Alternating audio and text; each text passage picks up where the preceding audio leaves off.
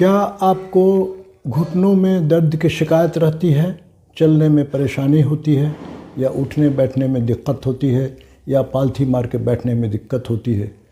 तो इसका मतलब है कि आर्थराइटिस ने आपको आक्रमण कर दिया है, उसका आगमन हो चुका है। जब भी आपको घुटने में दर्द की शिकायत हो, इस तरह की जो मैंने बातें बताई, तो आपको अपने डॉक्टर से मिलना चाहिए, ये जानने के लिए कि इस आर्थराइटिस का क्या कारण है।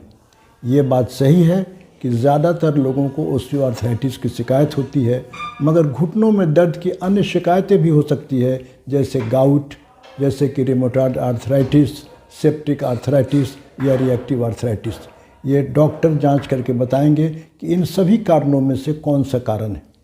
लेकिन चूँकि सबसे ज़्यादा कॉमन ऑस्टियोआर्थराइटिस है और सबसे ज़्यादा ऑपरेशन की आवश्यकता ऑस्टियोआर्थराइटिस में नी ट्रांसप्लांटेशन के रूप में पड़ती है, तो इस वीडियो के मार्फत से मैं आपको ये इन्फॉर्मेशन साझा करूँगा कि अगर थोड़े से हम लोग जागरूक हो जाएं, शुरू से मैं जो कुछ टिप्स आपको बतलाने जा रहा हूँ उसका ख्याल करेंगे, उसका अनुपालन करेंगे, तो आपको you will get freedom from arthritis भी कंट्रोल हो जाएगा और भविष्य में ऑपरेशन कराने की नौबत भी नहीं आएगी। और जिनको आर्थराइटिस नहीं है उनके लिए भी मैं बात करूँगा कि हाउ टू प्रिवेंट ऑस्टियोआर्थराइटिस।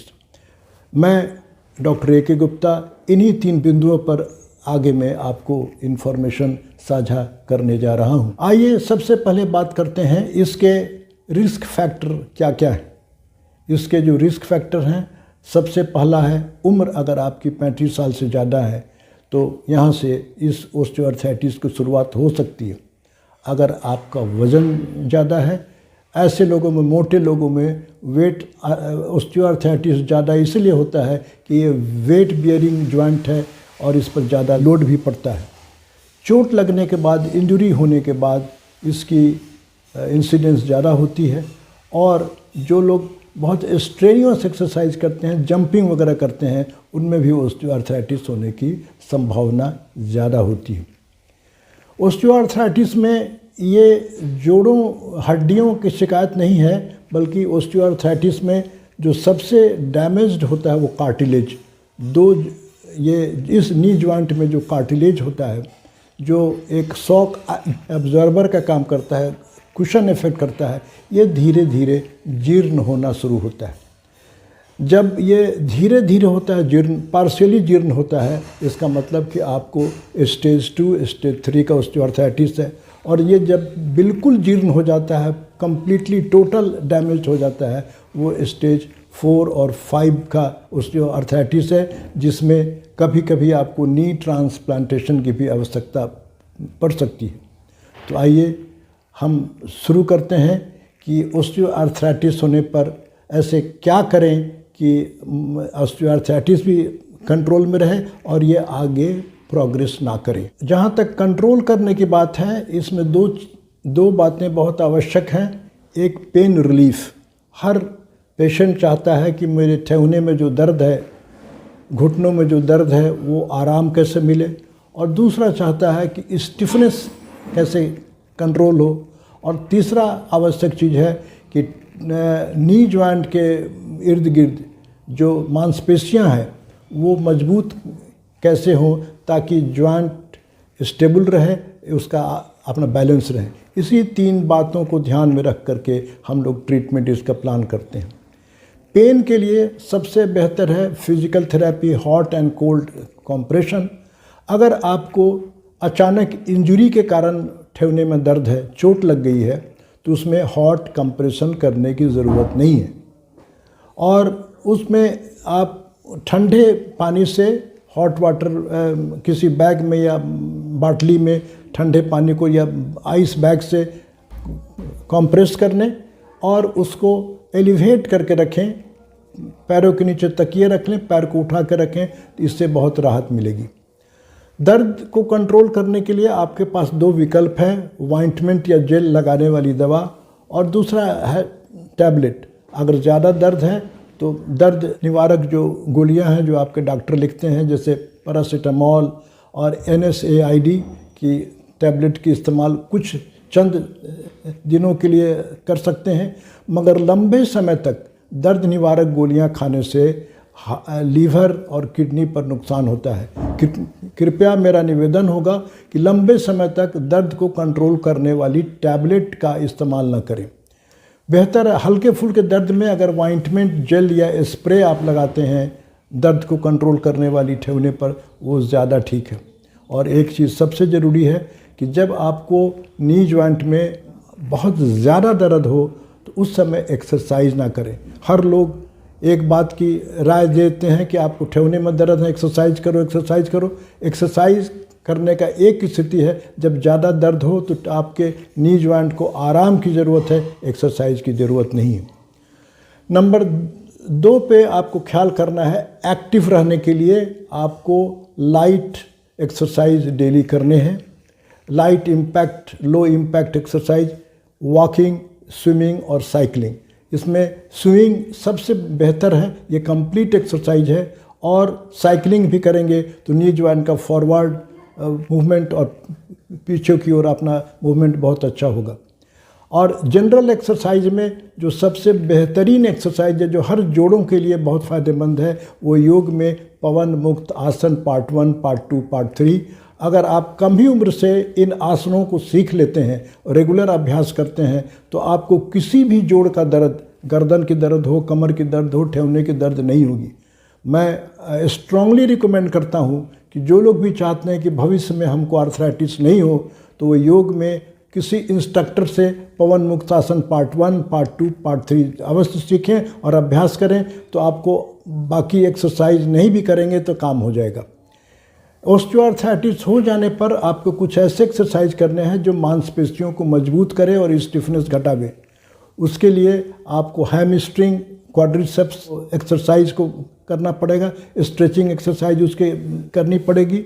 और भी सिंपल एक्सरसाइज जो बहुत मददगार है ऑस्टियोआर्थराइटिस में एक्सरसाइज के रूप में, वो दंड बैठ लगाना, उठ बैठ अगर आप करते हैं तो ये एक्सरसाइज ठेवने के मांसपेशियों को मजबूत करने के लिए बहुत ही अच्छी एक्सरसाइज है। कौन कौन एक्सरसाइज करें, क्या करें, उसका मैं लिंक इस वीडियो के अंत में दे रहा हूं। जो लोग इच्छुक हों कि एक्सरसाइज के बारे में जानना सीखना, वो इस वीडियो के अंत में लिंक पर जाके उसको देख सकते हैं। इसके अलावा ज़रूरी है, कुछ लोगों को एक्सरसाइज और दर्द की दवा खाने से भी पूरा आराम नहीं मिलता है। उनके लिए कुछ डिवाइस है जो असिस्ट करते हैं। नी ब्रास, नी कैप या स्प्लिंट अपने डॉक्टरों से राय विचार करके लगा सकते हैं। आपको दर्द है तो स्टिक का इस्तेमाल कर सकते हैं, छड़ी का इस्तेमाल, लेकिन छड़ी का इस्तेमाल करें दूसरे पैर में। अगर दाहिने पैर में दर्द है तो बाएं हाथ में छड़ी पकड़े, बाएं हाथ में दर्द है तो दाहिने हाथ में पकड़े। इससे उस ठेवने को आराम मिलेगा और दूसरे ठेवने पर इसका असर नहीं जाएगा। वॉकर की भी आवश्यकता पड़ने पर आप इस्तेमाल कर सकते हैं।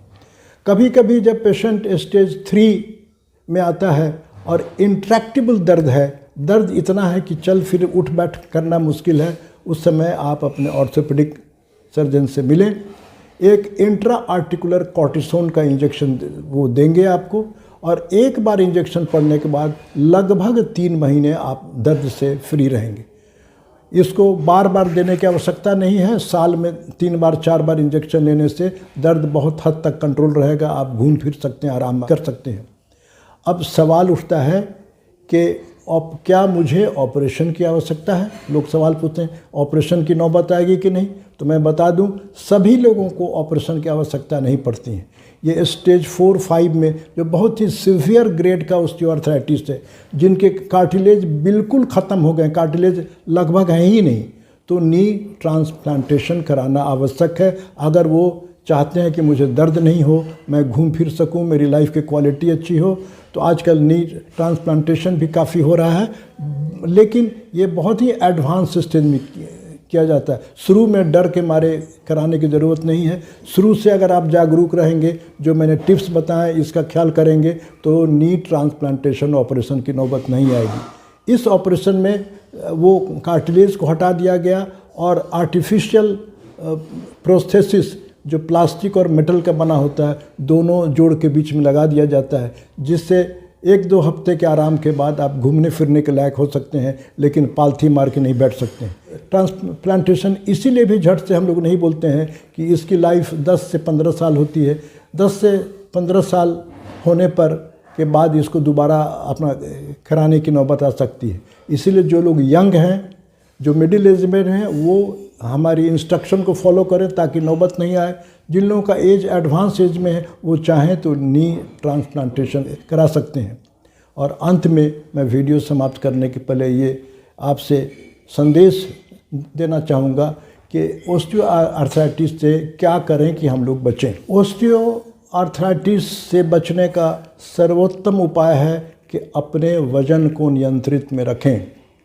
वज़न को नियंत्रित में रखने में, अगर आप मोटे हैं, आप चाहते हैं वज़न घटाएं, इस वीडियो के अंत में मैं एक आपको वीडियो ऐड कर रहा हूं कि अपने वेट को कैसे घटाएं, उसको फॉलो करें। दूसरी चीज़ है कि आप सक्रिय रहें। और तीसरी चीज़ मैंने शुरू में बताया कि योग में पवन मुक्त आसन पार्ट 1, पार्ट 2, 3 को रेगुलर करें। और जब भी आप चलें पैदल तो बॉडी का अलाइनमेंट सही करके चलें। बॉडी का हाउ टू वॉक मेरा इस पर वीडियो है, जो चाहें उसको देख सकते हैं। पैदल चलते समय कभी भी सुबह शाम दोपहर में आप अपने पोस्चर को ठीक रखें। अगर आप ऑस्टियोआर्थराइटिस या पैरों के आर्थराइटिस से बचना चाहते हैं तो घर से चप्पल पहन के नहीं चलें। स्पोर्ट्स क्वालिटी, अच्छी क्वालिटी की शू को ज़रूर पहने, इससे आपकी पैरों की रक्षा होगी। अपने वीडियो समाप्त करने के पहले एक बात बता दूं, जब सर्जरी की बात आती है तो सर्जरी के एक ही ऑप्शन नहीं है, total knee transplantation. Partial surgery भी हो सकती है। ख़ास तौर से जिनके नी में डिफॉर्मिटी हो गई है, टेढ़े मेढ़े नी हो गए हैं, या तो बाहर की ओर भाग रहा है या अंदर की भाग हो रहा है, वो अलाइनमेंट आपका मामूली सी सर्जरी, जिसको ओस्टियोटोमी कहते हैं, करके हो सकता है। ये नी ट्रांसप्लांटेशन से भिन्न है। ये हल्के फुल्की सर्जरी से आपको उस जो एक्स्ट्रा बोन को सर्जन काट देंगे, पैर की अलाइनमेंट ठीक कर देंगे, आपको चलने फिरने में आसानी होगी। मैं इन्हीं बातों के साथ अपनी बात समाप्त करता हूं और मैं आप डॉक्टर ए के गुप्ता आप सबों से विदा करता हूं। अगर आपको अच्छा लगा हो शेयर करें, सब्सक्राइब करें। खुश रहें, सानंद रहें। धन्यवाद।